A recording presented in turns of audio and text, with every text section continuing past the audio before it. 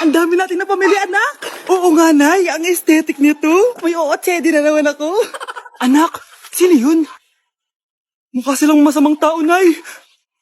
Papunta sila dito, anak. Takbo na tayo. Sige, Nay.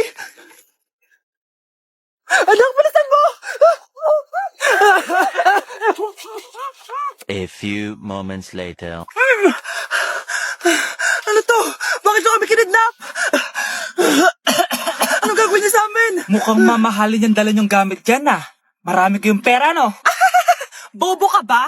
Okay lang to. Nilagay lang namin sa paper bag para magbuka kami sosyal. Wow, mukhang nakadalawa tayo ngayon, boss ah. Oh, bakit anak? Boyfriend ko to, Nay eh. Walang hiya ka? Bakit mo kami kinidnap? Aba, ayos yung boyfriend mo ah. Di ko naman alam na kinuha nila kayo. Eto ba trabaho mo? Nangingidnap? Part-time lang to. Ang mahal kasi na pinapabili mo eh. iPhone 13 Pro Max. Kala mo ganda mo. Ano pa hinihintay mo? Nakawan na natin sila. Malahimik ka dyan. Girlfriend ko yan, no? Bakit ko sila nanakawan? Isusumbong kita sa nanay mo. Teka lang. Hello, tita? Yung anak mo, nangingidnap. Oh. Punyeta kang bata ka? Pabigat ka na nga na may merwisyo ka pa? Manda ka sa akin. Lagot ka sa nanay mo. Aalis na ako dito. Ops, akala mo makakatakas ka? Andito rin mga pulis. Huli nyo na to! Makukulong na naman ako. Nay, mag-face-to-face class na daw kami bukas. Ay, buti naman. Nabawasan yung mga tamad dito sa bahay. Kaso, Nay, buntis ako. Malapit na akong mga anak. Ha? Alam ba namin yan, anak? Buntis ka pala, di ko alam. Anong gagawin ko, Nay? Kaka-cellphone mo yan eh. O sige, kakusapin ko teacher mo. A few moments later. Pasok po kayo.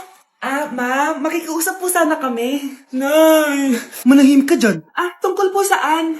May tumor po kasi sa tiyan yung anak ko, ma'am. Hindi po siya makakapasok sa school. Ganun ba? O sige, i-exempt ko na lang siya. Salamat po, ma'am. Tara na, anak.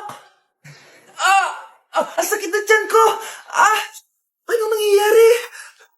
Wala po to, ma'am. Nay, mga nata ko. Ba't ngayon pa? Umiri ka. Ano ba naman yan? Sige, ire! Ayan na, malapit na! Akala ko ba tumor? Ayun na, ayun na! Grabe na talaga yung mga bataan ngayon. Nagsisibuntisan na! Okay, class, settle down. Ibibigay ko na yung mga exam nyo. Okay, get one and pass. Ma'am, sorry I'm late. Class, anong sabi ko kapag late na dumating? Hindi po mag-e-exam. Tama! So, bawal ka na mag-exam, Scarlett.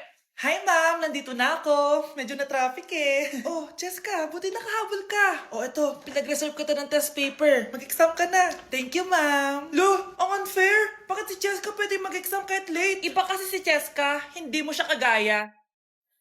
Okay, class. Nagets niyo ba yung lesson? Naiihi ako. Ma'am, may I go to the CR? Kita mo nag-lesson ako, di ba? Makakahintay ang ihi mo. Tapos kapag bumagsak, magreklamo. Ma'am, pwede ba akong mag-CR? Sure, Jessica. Umihi ka na. Take your time, ha? Yay! Thank you, ma'am. Ma'am, may favoritism ka. Kapag si Jessica, pwede. Ano ba meron sa kanya? Basta. Pwede ba? Huwag kang ang bastos. Nag-discuss ako, di ba? Okay, class. Next topic. Okay, class. Ang bagong top 1 dito sa klase ay si Jessica. Ha?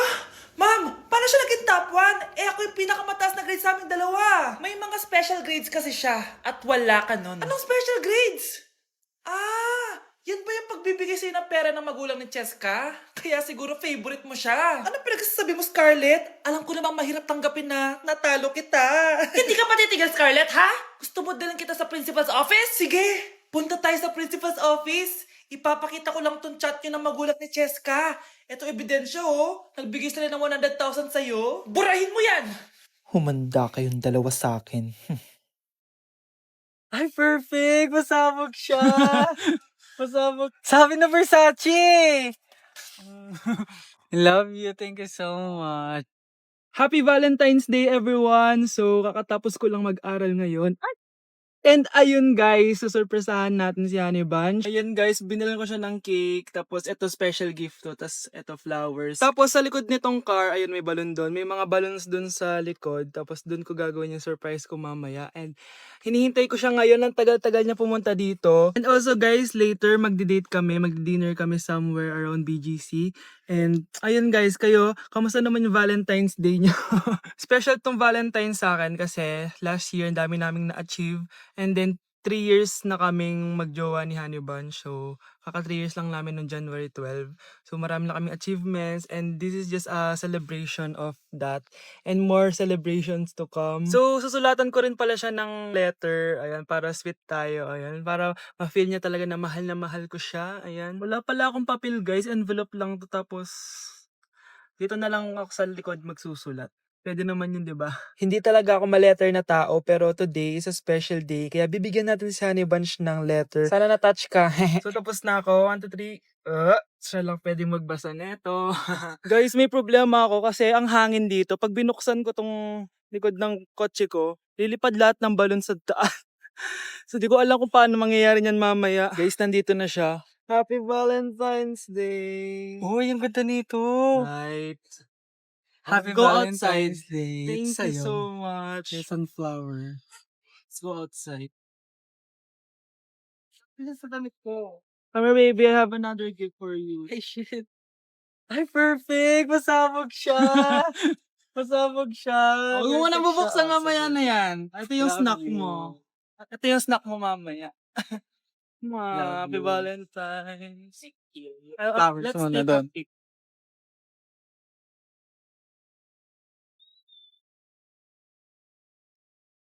So guys, may dala pa pala siyang flowers. Matagal na sinasabi ni Honey Bunch na gustong gusto niya daw yung amoy na naaamoy niya sa mga mall. So ayan, binilan ko na siya finally. Masyadong maganda yung lalagyan. Ito. Ay! Perfume to, no? Sabi na Versace! Hala, thank you! Di ba gusto mo yan? Oo. May perfume ka na. Pakita Bawal, mo. bawal ko humingi sa Pakita akin. mo. Hindi ko pwedeng humingi sa akin. Love you. Thank you so much. Super pasabog siya. This year siya pasabog. Last year wala siyang pasabog. Okay lang yan. Pero okay lang. Kainin May na pasabog natin siya to. this year. I Ano, love let's you. eat na ba muna here? Go lang. A letter for you. Pero Babasahin natin siya para mag-cringe sa sarili niya. Basta ikaw lang for your eyes only. Ano lang, simple message lang for you.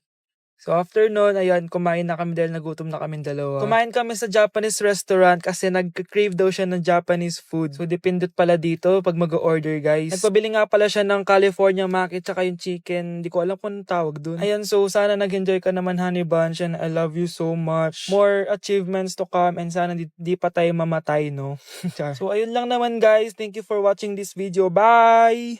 Nandito ako sa Japan ngayon at titikim tayo ng Japanese convenience store snacks. Hulaan niyo kung saan ako pupunta, walang ganito sa Pilipinas.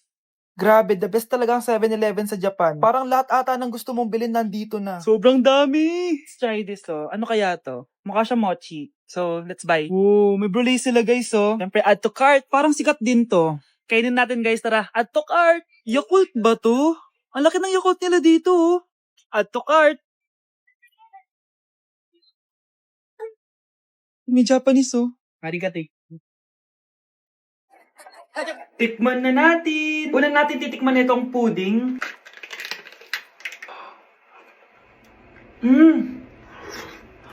Lasa siyang lotion.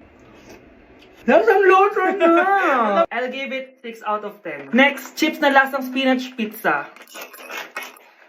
Parang maanghang siya. Kalasa nga guys. Sarap. 7 out of 10 to. Yung kamay. Sa mga drinks naman, so first, ito. Alam niyo yung sa Kmart, yung banana na nalagay ko dyan. Ganun yung lasa niya, pero di masyadong matamis. So, 7 out of 10. Favorite. Next, ito guys, super cute na ito, kaya kinuha ko. So, parang siyang mochi. Pero di ko alam kung ito. Wala kasi siyang English subtitle. Ang cute niya! Tapos amoy sabon. Alam mo yung Kojic, ganun. Ganun yung amoy niya. So, ito yung itsura niya. Candy ata to eh. Para kang ngumunguya ng sabon. 3 out of 10 ka lang, be. Okay, next, itong Pringles na lasang chicken barbecue. May ganun. Aminin natin. Amoy biryani. Actually, masarap siya. Alam mo yung biryani na chicken? Ganun yung lasa niya, pero Pringles. 7.5 out of 10 to. Next, itong Jollibee na parang sweet potato. Ano natin? Mukha talaga siyang fries. Ayan. Parang nanak malasahan sa lahat ng mga kinain ko. Masarap siya, pero wala siyang lasa. Go. Yan. 5 out of 10. Hindi ko siya bibilin ulit. Next is yung dessert natin, tong brulee. Brulee? Ayan, ayan yung tsura mo, guys. And alam ko, binabasag to. Yan o. Ayan, ito. Ayun o. Ang tamis masyado. Tamis. Amen. Favorite niya to eh. Okay, last natin is yung Yakult. Lasang Yakult. Nga mas marami lang. So yun lang naman. Kung gusto nyo ng part 2, mag-rate pa ako ng ibang Japanese food dito. So comment lang kayo sa baba. Dahil sobrang sakit niya, guys. So bakit nga ba ako nagpa-brace ulit? Fun fact lang, guys, 6 years na ako naka-brace before. Pero di pa rin na-address yung issue sa ngipin ko. Kung makikita nyo sa picture, guys, medyo palabas or flared yung ngipin ko. Kaya naman nag-decide na ako na magpa-brace ulit. Sabi din ng dentist ko, kailangan daw tanggalin yung 4 na premolars ko para daw pumasok yung mga ngipin ko. Kaya ngayong araw, tatanggalin yung mga premolars ko. Bago pala ako pumunta ng dentist, kumain na muna ako kasi alam ko di ako makakain mamaya. Buti na lang talaga masarap ang ulam at nakakain talaga ako na madami. Medyo kinakabahan nga ako kasi ngayon na lang ulit ako mabubunutan ng ngipin. Yung last bunot ko ata nung bata pa ako. Dahil tulog pa si Honey Bunch, di ko na siya gigisingin. Ako na lang mag-isa pupunta sa dentist. Good luck na lang talaga sa akin mamaya. So ayan, kinakausap na ako ni Doc. Sabi niya wala daw ako mararamdaman na sakit kasi may anesthesia naman daw na ilalagay. Ito pala yung x-ray ng mga ngipin ko. So yung may black dot dyan, yun yung mga tatanggalin. Kung makikita niyo din, impacted din yung wisdom tooth ko. So ipapatanggal ko din yan soon. Eto na guys, last look na buo ang ngipin ko. Kasi mamaya bungal na ako. Ayan guys, nilalagay na ni Doc yung naming cream para kapag in-inject na ako ng anesthesia, wala na ako maramdaman. Dito sa part na to, di ko na ma-feel yung bunganga ko. At thank you Lord talaga, hindi siya masakit. Parang hinihila lang yung ngipin mo ganun. Charan! Tapos na, medyo nahirapan si Doc ha. Paano di mahihirapan? Sobrang laki ng kinukuha. Rate ko yung pain niya, siguro 3 out of 10 lang. Pero alam ko mamaya pa to sasakit pag wala na yung anesthesia. Sabi ko din kay Doc kung pwede ko bang itago yung ngipin ko, ilalagay ko lang sa ilalim ng unan. Eto na guys, ang itsura ng ngipin ko ngayon. Bungal ira na. Dalawa lang pala muna binunot ni Doc kasi next week daw yung dalawa pa. So yun lang naman guys, bye!